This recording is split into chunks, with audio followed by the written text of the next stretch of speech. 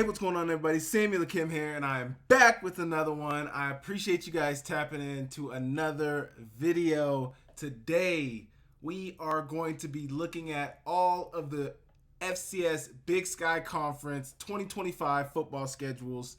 We got some interesting schedules to look at, particularly Montana's with all the home games that they have. But, want to look at some of the big matchups going on in the Big Sky Conference, some of their schedules going into the 2025 season, as well as combine season is right around the corner. So I want to talk about some of the guys who are going to be going to the combine, some of the guys who are not going to be going to the combine. I want to talk about the significance of a combine as well as a pro day. And, those are really my only two topics today. Not an extensive show or video today, but I want to thank you guys for tapping in. Please make sure you guys hit the subscribe button. Please make sure you guys hit the like button, and we will get straight into it. Okay, in looking at these 2025 schedules, we have Montana's schedule pulled up right here. As you can see, they start the season off at Central Washington. I'm sure a lot of the Montana State trolls, as well as a lot of the FCS trolls across the country, will have something to say about Montana playing a D2 team. They did have something to say about it 2 years ago when they went to the national championship. They played Ferris State. They struggled against Ferris State. Nonetheless, they still made it to the national championship, but they start the season off with Central Washington at home. They then go to North Dakota on the next week. So I think they start the season off with the bye because I think the first weekend of the season is that August 30th weekend. I think that's week 1. I think week 0 is the week before then, but they get a bye that week, and then they run the table the rest of the season and straight games, no off weeks or anything like that. So from that standpoint, playing 12 straight games is going to be grueling, but you get a lot of home cooking. So let's get back to it. Central Washington, first game of the season, home game. Should be a packed house in Washington Grizzly for that one. North Dakota next at home. They get to attempt to get their get back with all these schedules that I'm going to be looking at and all these teams. Obviously, it's a shuffle every year. You don't know at the FCS level anymore what guys you're going to be returning, what guys are going to be coming back. I feel like less and less you see guys sticking around to their original spot. So that's going to be something to watch as well. But you got North Dakota. Then you got Indiana State, so back-to-back Missouri Valley opponents, part of that Missouri Valley, partnership that the Big Sky has or whatever, the Big Sky Missouri Valley Challenge or whatever you call it. So they got Indiana State next at home. Then they get the Vandals, bringing the trophy game back. The Little Brown Stein will be up for grabs once again. Unfortunately, Coach Jason Eck has taken his talents and a lot of the talent from his team to New Mexico, so it'll be interesting to see what Idaho squad is rolling out there, but also, Montana, outside of a few defensive returners, a few offensive returners, I mean, we don't know what this Montana squad will look like next year either, so, but you got Idaho week 4,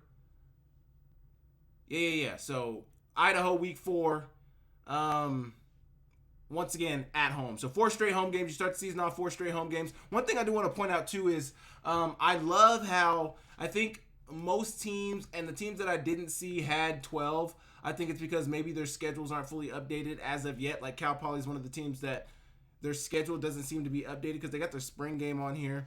Also they didn't have it updated on their website. UC Davis, surprisingly enough, wasn't updated on their website either. So had to go to whatever website this is, the FB schedules, that website. So anyway, but I do really love how a lot of the Big Sky teams are playing 12 games now. I don't think I had one season. I think maybe one season in 2019 we might have played 12. But I don't even think we played 12 in 2019. I don't think I remember a season where we played 12. If you guys do remember in between 2016 and 2021 that we played 12 games, excuse me, you guys can leave me a comment down below, but leave it in the comments down below. But I love how they're playing 12 now. I think it gives them a bigger sample size in the playoffs, with those non-conference games. Sometimes, if you play a non-conference game against a team that ended up being good, that can tell a story. But like Montana, if you play a non-conference game against a North Dakota team and you lose and they ended up not being great last year, that tells a story as well. So I do love how, they're playing more non-conference games. In this scenario, though, so they mixed in a non-conference game later on in the season. I was saying because I know they have 12, but where is that other non-conference game? Here it is, Sacred Heart out of the NEC. I remember last time I think a NEC team came to play Montana was St. Francis. They had a really good returner, a guy who he was like a safety returner. He ended up playing in the league. Super athletic guy, made plays, and he was a ball player. But so 4 home games to start the season for Montana before they go on the road for the first time to Pocatello to play Idaho State. They did not play Idaho State this past season, so matching up against the Bengals, Tigers once again. So that'll be their first road trip is in October. So you got August. Obviously, you're not playing any games in August, but first off, you get a bye week to start the season, so you get a lot of rest, and then you're going to hit the ground running on September 6th, and you don't even have to leave your house. You don't even get on a plane. You don't even get on, and you're not even flying to Pocatello either. Unless things have changed, you're taking a bus ride. I think it's like a 3 or 4 hour bus ride to Pocatello, Idaho in October. That is the first time you're going to play a road game if you're Montana. Then you go to Cal Poly on the 11th of October. You're not going to Cal Poly. They're coming to you, coming to Washington Grizzly. So that is now the 5th home game, 6th game of the season, and you've already played 5 home games. I mean, this is just ridiculous. So then you got Cal Poly. Next, you have Sacred Heart once again at home. So 2 home games in a row once again. A lot of home cooking. Like I said, they're coming to Washington Grizzly. You get Cal Poly for homecoming. I feel like Cal Poly usually falls around homecoming. It's usually Cal Poly, Portland State, whichever one you get at home. Usually going to be the homecoming. Then you get Sacramento State after Sacred Heart. You're going to Sacramento, California. We will see at that point if they're still if they're transitioning to to an FBS conference, or if they'll still be the Big Sky. We don't know, but we'll find out soon enough. But we don't know. We don't know yet though, so we'll have to see. But Sacramento State, you're going to Sacramento. That's your second. So let's get this straight. 4, 5, 6, 7, 8. 8 games into the season. 6 will have been at home. This will be your second away game. 8 games into the season. Then after that, you go to Weber State in Ogden, Utah. That'll be I don't really know how to project any of these matchups, man, because I don't really know what to expect from a lot of these teams currently. I feel like it's better to wait until the finish of spring ball to really try to project, roster-wise what these guys are going to look like, because I think you really want to wait until that spring transfer portal window closes to really tie a bow on what rosters may look like. So I think that's really going to become the model going forward in terms of off-season, looking at teams, looking at how to project them, looking at what to look at in terms of the rosters, as you really need to wait until that spring transfer portal window closes. And then I think that's when you start to really make your decisions and really start to see what everybody's going to look like. So you got Weber State. Don't know what they're going to look like to start November 1st. You got Weber State in Weber. Then you come back home. You get to bring Eastern Washington into Washington Grizzly. You got Portland State in Portland State, and then you got Montana State. So Portland State must be a protected rival for Montana because they're on the schedule every year. I think that needs to change. It needs to be Idaho and Montana State. Those need to be the 2 protected rivals for Montana. Portland State is cool and all, but there's no need for Montana to play Portland State every year. Seems like they're one of the protecteds because it seems like they're on the schedule every year. Can't see anybody else who's really on the schedule every year. I think Sac State might be on the schedule every year too. Either way, that's that Montana schedule. So let's move on to Montana State. So now we're looking at Montana State. They start at the road. See, I can already see the conversations being had to start this season. Montana's starting with Central Washington, North Dakota. Montana State starting with Oregon and South Dakota State. And I can't say they're wrong. It looks a little crazy. Either way, they start with Oregon, who was basically almost wire to wire the number 1 team in the country before losing in the college football playoff. Then they have South Dakota State, who was in the semifinals and recently was a back-to-back national champion before their bitter rival won the national championship this past season. But they get them at home, so they get to play South Dakota State in Bozeman. That's going to be a very exciting matchup. I can't understand why Montana and North Dakota State don't play non-conference matchups more often. You see this Montana State, South Dakota State matchup. I love that matchup. That is a great matchup that should happen in the regular season. Those are the type of matchups that you want to see in the regular season in non-conference play. And unfortunately, we don't get to see it very often from Montana. So obviously these schedules are decided years and years in advance, so there's really nothing we can do about that now. They go to San Diego. No. They're at Oregon. They're at home. So they have 4 straight home games. They don't start at home. But yeah, so here's this weekend that I was talking about that Montana does not play a game. So they start September 6th, and Montana State is starting at Oregon on August 30th. So, but then they go 4 straight at home. They get South Dakota State at home. That's going to be a key matchup in that week 1 official, unless I think this is week 0. This is probably actually week 1. And then week 0 is probably the weekend before that, the 24th. But South Dakota State at home, that's going to be a big week 2 matchup, or week 1, week 2, whatever the hell week it's going to be. It's going to be an exciting matchup that Saturday. Then you got September 13th. They got San Diego at home. They get Mercyhurst once again at home. Poor Mercyhurst, but maybe Mercyhurst will get it together and be right this year. Then they got Eastern Washington at home, so there's their 4th straight at home. I want to see if anybody else really starts. No, they're on the road, but then they get 3 straight at home, so you want to pack your home games in there. Okay. Either way, we're moving on. Eastern Washington at home, finishing that home stretch. Big Sky play officially kicking off. Northern Arizona on the road. Idaho State, Cal Poly, Northern Colorado, Weber State, UC Davis, Montana. So it seems like that UC Davis-Montana matchup has been consistent with Montana State for the last 2 years, but that could be an interesting finish to the season. I don't know what to expect from UC Davis this next year, but hopefully they're able to bounce back and be good. But they get them at home, and then they go on the road at Montana. Obviously, that's a key matchup in the Big Sky standings and in the state of Montana. So that's going to be very, very exciting. But seems like these Montana and Montana State, they're pretty smart early on in the season, packing in those home games when the weather is nice. You want to give your fans a good opportunity to see your team play good, winning football. Hopefully, obviously the hope is they look good. You're playing, in Montana's case, you don't know what to expect from North Dakota, but you hope a Central Washington victory. You hope an Indiana State victory. I mean, at least going into the Idaho game, 2-1 at worst. You're hoping going into that Idaho game. That North Dakota date, they play better than the Alaris Center, but you never know what to expect with them. But I fully expect them to be 3-0 going into that Idaho game. You don't know what to expect from that Idaho game. Coach Tracy, we'll see what he's able to do at Idaho. I'm very excited to see, what type of roster he's able to put together. His brother, or I said Coach Tracy, Coach Ford, his brother is Tracy, but Coach Ford at Idaho, I'm excited to see what he's able to do, see what type of squad he's able to put together. And, it's going to be it's exciting time. Every year is exciting when college football is going on, but it's an exciting time when, new regimes are coming in, trying to start their legacy. It's going to be exciting. So that's the Montana State schedule. Once again, they got 12 games as well, 4 non-conference games, and then your usual 8 conference games to round out a 12-game schedule. Next, we got Sac State. Sac State, they need to bounce back, man. And South Dakota State is starting off the season on a roll. They will host Sac State, and then they will go on the road to Montana State. So 2 back-to-back Big Sky games should be very exciting. Then Sac State goes to Nevada, where Jeff Choate is currently posted up at. Then they got Mercyhurst.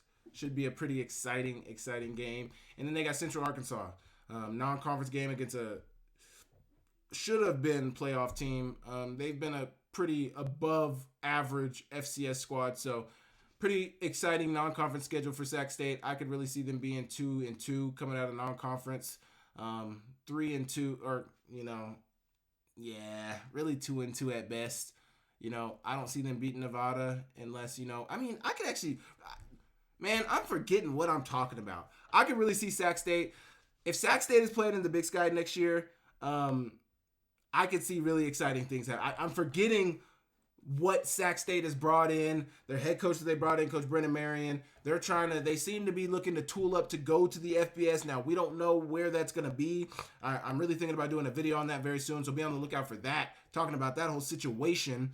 But I think that Sac State should be one of the better teams in the Big Sky. If I could project any squad right now currently, Sac State is really the team that you look at and you're like, yeah, they, even if the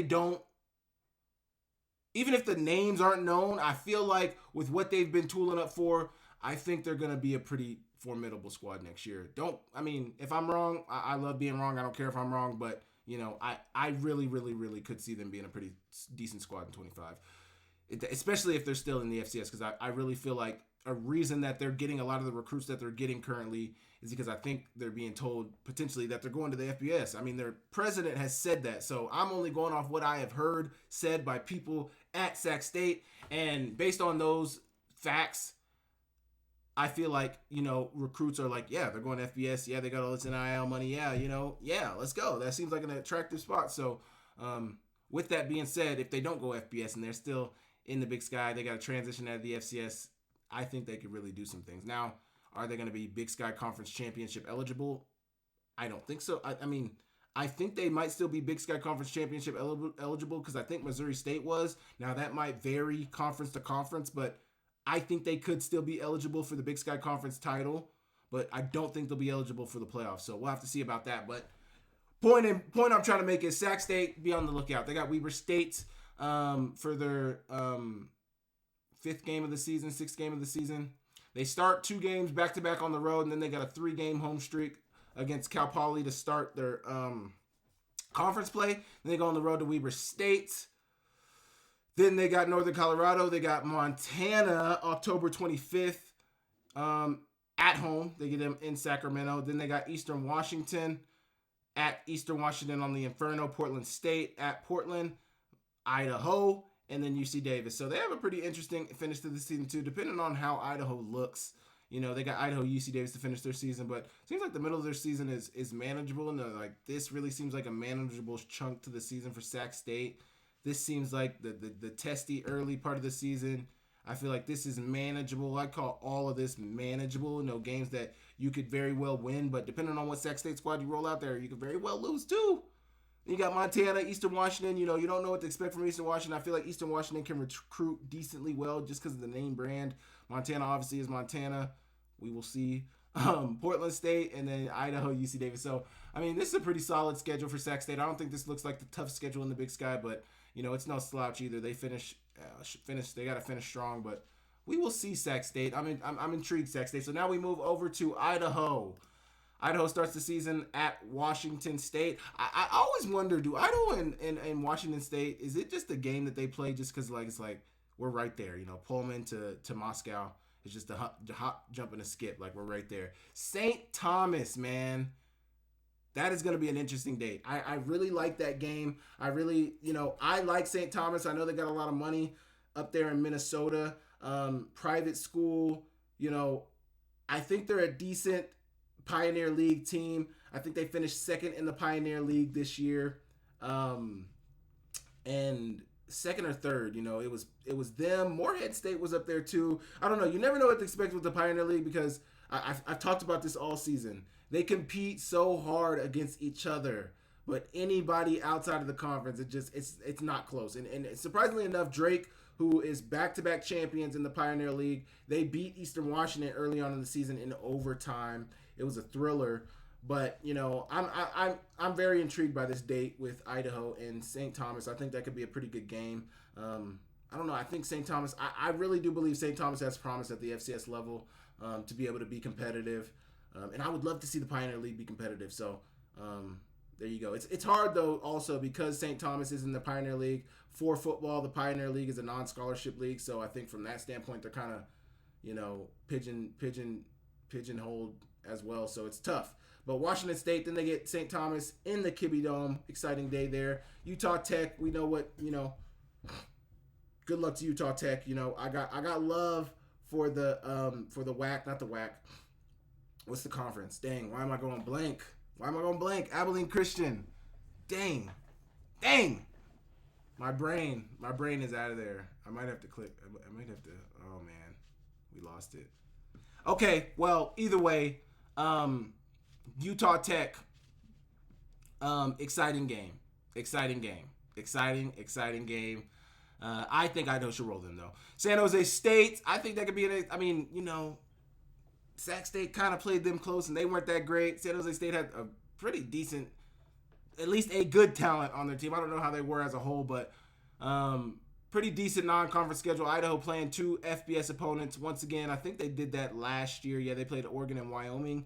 And then I think they might have done it the year before, too. I think they did Nevada and Cal were the 2 the year before. So Idaho, packing those money games on their schedule must be a big part of their budget at Idaho, their athletic budget. So something interesting there. And then they go to Montana. I do appreciate the early Idaho-Montana game. I like it falling early on in the season. I love that they're playing the game. That needs to be a protected rivalry. I'll say it every time the game comes up. But also, I like that it's early on in the season. I know Colton Nuanez talks all the time about how he would love Cat Grizz to be earlier on in the season, and I can't say that I don't disagree. I would really throw it like a mid-season game, Cat Grizz. The same way they do the marker game. North Dakota State, South Dakota State, they play it in the midseason so that, it gives the teams a chance to bounce back. Montana State and Montana are usually 2 of the better teams in the Big Sky Conference. Same with Idaho. Idaho is usually one of the better teams in the Big Sky Conference. You don't want your 2 best teams playing to finish the season unless it's for a championship game. It usually can be a championship game, but in a different way. It's a championship game from the fact that either whoever wins is going to be the outright champion or win a share of it. You don't play an actual championship game, conference championship game at the FCS level. So whoever loses that game is usually going to get knocked down in the seeding when they might rightfully so be a top 4 seed, a top 3 seed, top 2 seed, So I think they need to move that game up earlier in this year, but I like Idaho, Montana playing to start conference play this year. Love that. Northern Colorado, Eastern Washington, Portland State, Northern Arizona, UC Davis, Sacramento State, Idaho State. Let's see how many home games they got. 1, 2, 3, 4, 5, 6. 1, 2, 3, 4, 5, 6. 6 home games, man. Is this a 12-game schedule? You got your 4 non-conference. Yeah, man. So half and half. I mean, that's what's so crazy about Montana, because I feel like most times you want to get 7. If you got an 11-game schedule, you really want to get 7. Especially if you get a 12-game schedule, you want to get 7. I think usually with an 11, you're trying to at least get 6. I think 6 home. But dang, for Montana to have 8 on a 12-game schedule, I mean, that is just ridiculous, man. But there's that Idaho schedule. We got a tough date. I predict a tough date at UC Davis. Could be a tough date at Sac State.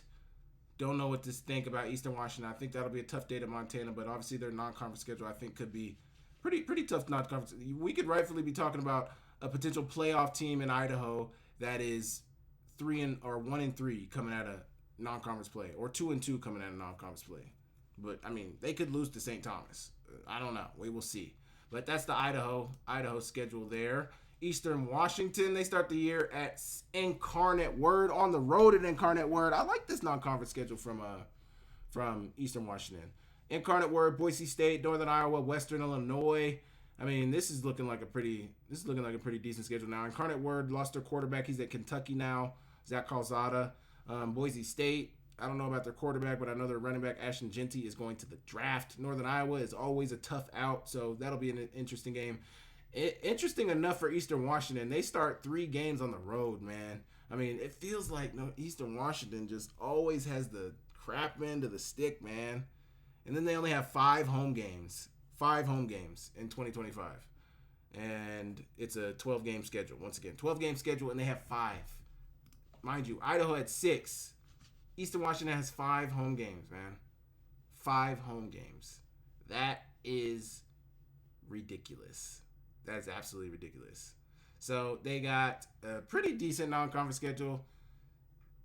Based on how Eastern Washington was last year, I really see this looking like a 1-3 non-conference slate. But, we can get into it later on in the year as the after spring ball. They got Montana State to start non-conference or conference play in Bozeman. Portland State, Idaho, a little home stretch for them. Okay. Then they go back on the road to Ogden. Then they got another home game at Sac State, back on the road to Missoula. I mean, this schedule, just based on them starting 3 on the road, this schedule just looks like hell. Then they got Northern Colorado, should get a pretty nice rest week there, nice bye week right here. And then you got Cal Poly on the road to finish off. Weber State, what is their non-conference? I only care about the non-conference. James Madison in the Sun Belt down there, Arizona. McNeese down there in the Southland. And then you got Butler out of the Pioneer. So, decent non-conference schedule. UC Davis to start their conference schedule. Sac State, Eastern, Montana State. There's, certain teams that you're looking for in somebody's conference schedule. It's usually UC Davis, Sac, Montana, and Montana State. And then, sometimes Eastern, depending on how good they are. But this looks like a pretty tough schedule from Weber State. Definitely a tough schedule. They haven't been too great the last few years. Another 12-game schedule. Exciting. Northern Arizona, Arizona State, Utah Tech, Southern Utah. Man, the conference, it's coming back to me. The WAC. No. The UAC, United Athletic Conference. There it is. Utah Tech, Southern Utah, the United Athletic Conference. Incarnate Word out of the Southland. But decent non-conference schedule. Southern Utah, Tari Lamson. I don't remember how was he a senior? I can't remember. I don't want to go look it up right now. I think my Wi-Fi's been tripping today too, so Wi-Fi's not even working anyway, so I couldn't look it up if I wanted to. But Southern Utah, Utah Tech, Arizona State, Incarnate Word, really decent non-conference schedule here. I think the Arizona State, obviously, I don't project them winning. That's the Big 12 champions. I mean, come on now. Utah Tech, Southern Utah could get dubs here. Incarnate Word should be a pretty good game. I think they lost to them not last year, but we will see. Portland State, Montana State, UC Davis. No Montana for NAU next year, but they got Idaho. No Sac State either. So interesting, but pretty decent non-conference schedule here from the boys in Arizona. Now you got Idaho State, Southern Utah, New Mexico, UNLV, Lincoln. Yeah, you can see like the Wi-Fi. You can tell Wi-Fi ain't. It ain't doing it today, folks. But you got Southern Utah, New Mexico. Jason Eck coming back to the Big Sky. Coming to say, hey. They start on the road for 3 games straight stretch. They get Lincoln, though, to finish off their non-conference schedule. They should beat up on them. I think I saw them get beat up on pretty bad by, was it Northern Arizona? I think so. But Southern Utah, that could be a pretty good game to start the season. New Mexico, UNLV. I'll be tapped into the New Mexico game just because they obviously what happened with Montana State last year. I don't see Idaho State doing that, but it'd be exciting to see some of the former Big Sky players, see how they play at New Mexico for Jason Eck. Just see how that squad looks. So I'll be excited to see that. UNLV losing their offensive coordinator, Brandon Marion, losing some pieces.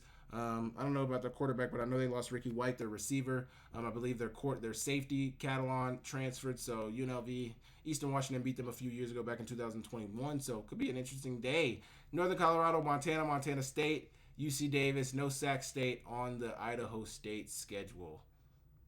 But they got Idaho, they got UC Davis, they got Montana State, and they got Montana. So they get Montana at home, but they get Idaho, UC Davis, and Montana State all on the road. So, I'm waiting for that year that Idaho State is up there, man. I want to see a playoff Idaho State. Can we get a playoff? I'm pounding the pavement now. Can we get a playoff Idaho State? Can we get one playoff Idaho State team? I haven't seen a playoff Idaho State team. I can't remember if they made it. I don't think they made it during my time playing. But I would love to see Idaho State make the playoffs. They might be them, Northern Colorado, might be the only 2 Big Sky teams in my time, and maybe Cal Poly are the only teams that I haven't seen make the playoffs. Idaho State, Northern Colorado, and Cal Poly, I think are the only 3. Because obviously Weber State, Idaho, UC Davis, just this past year, Northern Arizona, Montana State, Montana. I mean, come on, boys. What are we doing? What are we doing, boys? Portland State, I don't think I've actually seen a Portland State playoff team either. So I'd love to see a Portland State playoff team as well. But come on, boys. We gotta pick it up. Northern Colorado, Cal Poly, Idaho State. You guys, man. All right. Where were we at? Idaho State, yeah. Idaho State playoffs. Let's go. 2025. It's your moment.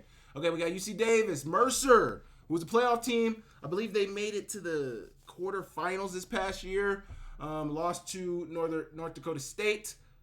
Was that Mercer? That was Mercer. SoCon Conference, yes. So they start the season at Mercer versus Mercer in the Crampton Bowl.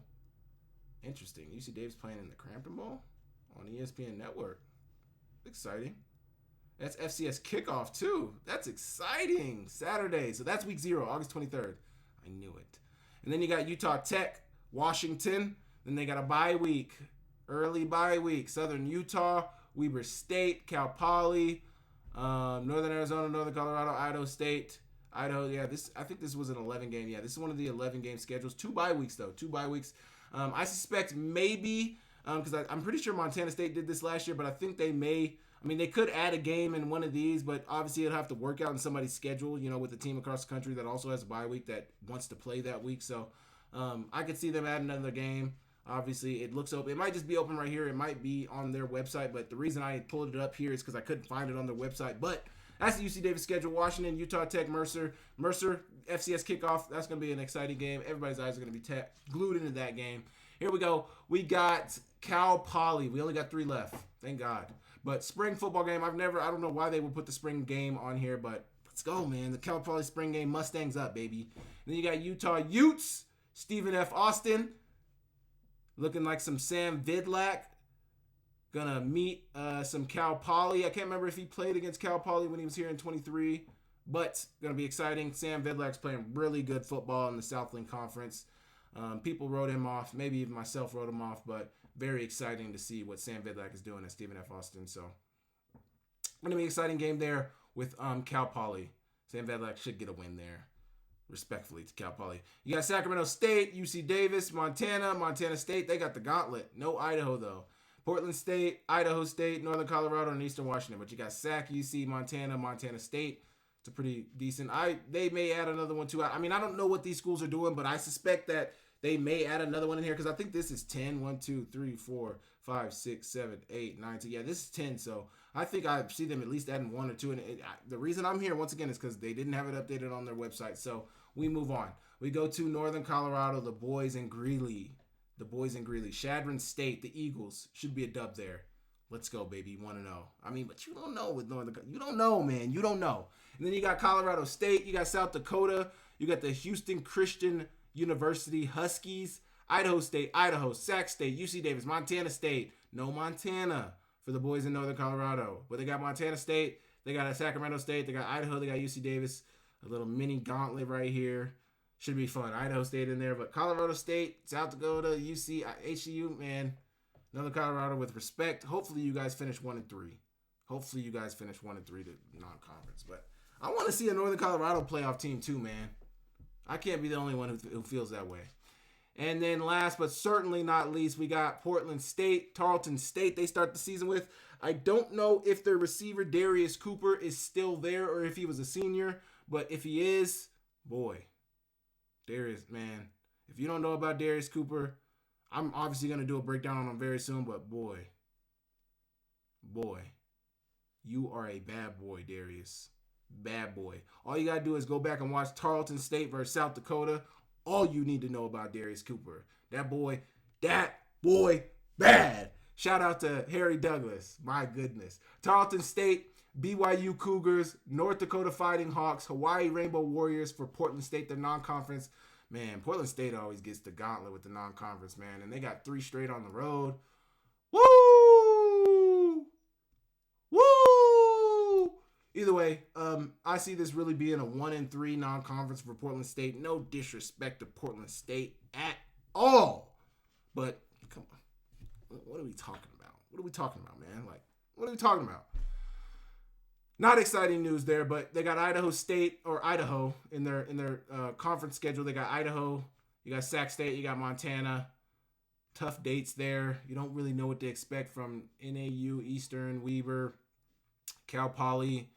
I mean, you kind of know what to expect from some of these schools, but you want to give everybody their fair shot before the season starts. So we're gonna give everybody a fair roll at the start of the season, but that is everybody's non-conference or everybody's schedule in the Big Sky Conference. I know it might have taken me a while to go through all of them, but I wanted to make sure we covered everybody's schedule. I was thinking about doing like the top 6 finishes in the Big Sky Conference last year, but nah, we can give everybody some love, man. Everybody can get some love. So all Big Sky schedules coming up in 2025. I'm obviously going to revisit this topic as the season approaches. So sometime in July or maybe early August, we will come back to this topic, look at the schedules. Now that we, at that point, we'll have the, kind of the rosters. We'll know what everybody's looking like. Training camp will either be started or about to start, and we'll have a better idea. The media day, Big Sky Media Day will be around that time too. So it'll be a good time to revisit that topic and then see where everything stands. I think, probably right after the Big Sky Media Day is probably a good time to probably readdress that topic. So we can come back to that at a later date. But you guys let me know down below what you guys think about all of that. Let me know what you guys think about the schedules. Who do you guys, based off what we just went through, thinks has the toughest schedule? And what do you guys think about the 12 game? Do you guys like the 12 games? I really love the 12 games. Do you guys like it? Do you guys not like it? You let me know, and we will move on. Okay, last topic of the day. Like I said, we don't have a long video today. I'm actually recording this on Thursday. I'm going out of town tomorrow on Friday, so long weekend, getting out of town. So yeah, Thursday recording. I'm not going to be recording where I'm going. So I appreciate you guys for tapping in. But what I want to talk about today for the final topic is the FCS invites that are getting FCS players that are getting invites to the combine and the omissions from the combine. And I want to talk about the importance of a pro day, a combine, all that stuff. We're talking about pro day. We're talking about combine. It's that season. Let's have the conversation, man. So first, let's get into the invites. The invites are by way of Sam Herder. He posted all of the invites to the combine, the FCS invites to the combine. Thank you to Sam Herder for digging out that information, doing what you do, man. He's the GOAT. But we got Max Brosmer. Obviously, he's coming out of Minnesota, but he was at New Hampshire a year ago. I know with Sam Herder, when he's counting FCS guys, if they are a year removed from the FCS level, bring them on over here. They're still FCS guys. You're still part of the brotherhood. So Max Brosmer, Minnesota, aka New Hampshire. Then you got Marcus Yarns out of Delaware. Low key, he's coming out of the FBS because they're transitioning. So FCS, FBS, whatever. But Marcus Yarns, he played at the Senior Bowl. I don't know if Max Brosmer was at the Shrine or any of those games, Hula Bowl or anything like that. I'm sure he probably was at one. Had to be at one of them. He's getting a combine invite. He's most likely probably at the Senior Bowl or the Shrine Bowl, or even the Hula Bowl. He was for sure at one. For sure at one. I don't have that information immediately in front of me. Jackson Hawes, tight end out of Georgia Tech. Previously, I believe it said he was at Yale. I don't know much about Jackson Hawes. I don't know much about, not Harvard. I was going to say Harvard guys. I don't know much about the Ivy League guys. They put out some pretty good talents. Yosevas with the Bengals. He's a dog. Not that they can't come out now, they're playing in the playoffs. So do they add more games? I'm excited, man. There's some exciting things going on. Either way, Jackson Hawes, tight end. Charles Grant, offensive lineman out of William and Mary. Jackson Slater, offensive lineman out of Sac State. Jalen Travis. I can't exactly remember where Jalen Travis was from. Let me go back to that, actually. Let me pull that back up. But Jalen Travis, offensive line. There's actually, that's one thing I wanted to talk about with the offensive linemen going to the FCS Combine. I mean, it seems like there's always a ton of offensive linemen out of the FCS that get love, and I want to know why. I feel like we need to do a study. I feel like we need to have a panel, have a discussion about why is it that it seems like the biggest position group that always gets love. I think it's because offensive line play is the most translatable to any level. I think if you're big, you have good feet. I think if you have good hands, I think if you're agile as a big guy at any level, I think that translates. So I think that's why it's kind of the easiest position to project no matter what level. If they're big, they got good feet, good hands, you're able to move guys out the way. I think, they think that stuff translates. So Jalen Travis is actually out of Iowa State. He went to Princeton previously, so another Ivy League guy. Carson Vincent out of Alabama A&M. You got Gray Zabel out of North Dakota State. Really exciting to see him. Torricelli Simpkins, the third out of South Carolina or North Carolina Central. So throwing an HBCU guy in there. A couple of HBCU guys in there, actually. So exciting from that standpoint. Then go down to David Walker out of Central Arkansas. I mean, he absolutely dominated at the Senior Bowl, so no surprise there. I think... Excuse me. But I also think a lot of times if you are at the Senior Bowl, not that you're a lock to get an invite to the combine, but I think it's almost a for sure thing that if you're at the Senior Bowl, you're getting a combine invite. So David Walker dominated. Teddy Buchanan out of Cal or UC Davis. So a year at Cal following transferring from UC Davis. Linebacker out of UC Davis, Cal. Marcus Harris out of Idaho. I remember him transferring last year. Now he's coming out of Cal. He must have had a really good year at Cal because now he's getting a combine invite. So, and I want you guys to know that, usually when you get a combine invite, not that you're a lock to get drafted, but people have draft grades on you. So if you are getting a combine invite, that means people see value in you are most likely not for sure to be drafted, but there's a high chance that you are going to get drafted or that you're a priority free agent. That's a good sign, being invited to the combine. And then last but not least, at DB, you got Isis Waxter out of Villanova. I don't know much about the defensive back, Isis Waxter out of Villanova. I don't know much about a lot of these guys, to be honest. But exciting things are happening. A few omissions out of the combine from the FCS standpoint are Cam Miller, quarterback, national champion, Walter Payton Award finalist, runner-up, I'm guessing. Marcus Ware out of Montana State, most likely going to play guard at the next level, but, he's played all over the place. Kind of surprised not to see him there, and then because I thought he played really well at the Shrine Bowl as well. But then Keandre Jackson out of Illinois State, safety. I don't know much about Keandre Jackson, but, man, the combine, there's a few things about the combine. The combine obviously is a good sign for a player. That means, people have draft grades on you. That means there's eyes on you. And going to the combine means that you're going to get exposure to GMs, owners, potentially. I mean, the combine is the cream of the crop in terms of the draft process, in terms of recruitment. It's like when people used to, in high school going to college, like when you went to those Nike elite camps, it's like the combine is the opening in Oregon. When you make it to Eugene, Oregon, you're like, okay, I'm playing with the best of the best. I'm competing against the best of the best, and, it's time to shine. And, I obviously didn't go to the combine, but, they talk about how they try to sleep deprive you. They're putting you through a lot of meetings. They're trying to stress you out, but they're trying to see how you perform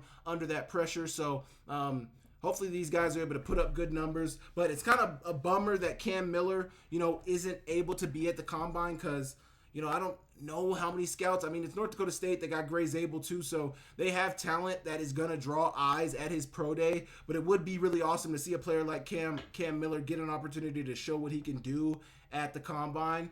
I don't think he's, anybody is looking at him and thinking about what he can do with his legs. So I don't think the ability that he is able to, his influence that he has on the ground game, I don't think that's going to really matter. So I don't think his 40 time really matters or anything like that. But I think throwing the ball in the meetings and all of that stuff, which I think he probably had at the Shrine Bowl, but being able to do that at the combine would be really, really good. I know North Dakota State quarterbacks usually really get a look, just not even just because of the name brand, but because they played at North Dakota State. They're usually guys that were playing in a more pro-leaning system where they're playing under center, they're doing the handoffs, they're doing all that good stuff, so they know kind of the footwork, but also they know the reads. I think Cam Miller's a very smart player, so I think he knows how to make checks as well, and would have loved to be able to see what he could do at the combine. Also, Marcus Ware, I really want to see how he tests out as well, so would have loved to see Marcus Ware and see what he was able to do at the combine.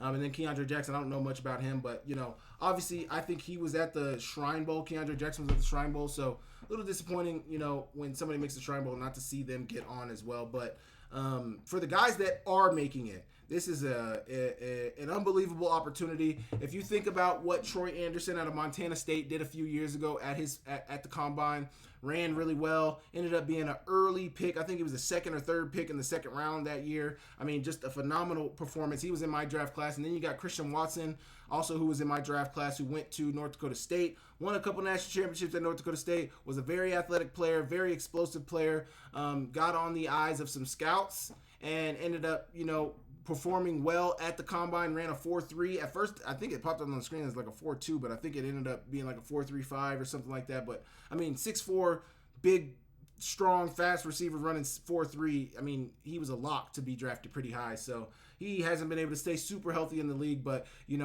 still a great example of an FCS guy at the combine. So really excited. I really want to see what David Walker can do. I think he's somebody who's not only been pretty high for an FCS guy, been decently high on a lot of people's boards, but I think with a good performance at the combine could climb and potentially maybe be top 3, top 4 round pick. So pretty exciting there.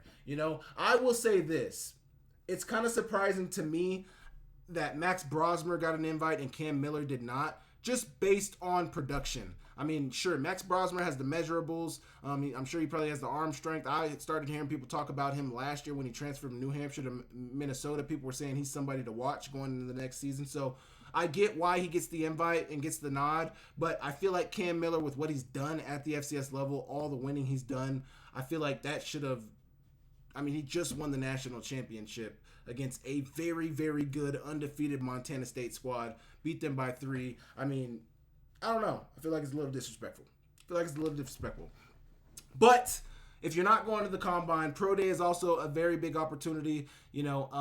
Obviously, North Dakota State's going to get their scouts there, and for Marcus Ware, Montana State's going to get their scouts there. So that's the opportunity there for you guys to show out. Tommy Malott is also banking on there being a lot of scouts there. I'm sure the scouts are going to draw for Marcus Ware, and Tommy Malott is going to get some eyes. Hopefully, he's able to get a look. I know he has a GoFundMe out there for saving for his training, helping build up money for his training and all that good stuff. So very excited to see Tommy Malott's numbers. I've heard that he could potentially be a 4.3 guy. I've said I don't think he's 4.3. I think he's for sure 4.4. But obviously the timer is going to come out, and he's going to perform. So, and Tommy Malott knows how to perform on the big stage. So I expect him to have a good day when their pro day comes up. I'm just excited, man. It's just a good time in college football. Obviously, the best time in college football is when the games are being played. But draft season, guys get an opportunity to show what they do at the next level and be able to make money and change their families' lives. And also, just play at the highest level against the best of the best. Obviously, the money and all that stuff is great, and whatever comes with that. But the opportunity to be able to play against the best of the best and put on for the FCS level, put on for your high school, put on for your college, put on for your last name. I mean, it's an awesome opportunity to play professional football, and I'm excited for all of these guys. So it's going to be exciting. Bummed out for Cam Miller, Marcus Ware particularly. I don't know much about Keandre Jackson, but bummed out for those guys who are not getting that combine invite. But excited for everybody who is getting the invite, and excited for everybody who's having an opportunity to showcase what they do. So it's going to be a fun time in college football. Combine coming up. Looked at everybody's schedule today, so you guys let me know what you guys think about that.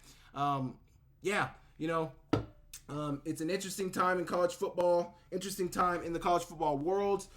NIL house settlement is coming down the line, so we will see what they're able to do with that. But I want to thank you guys so much for tapping into my channel. I want to thank you guys for continuing to support. I want to thank you guys for continuing to like, comment, subscribe on all of my videos.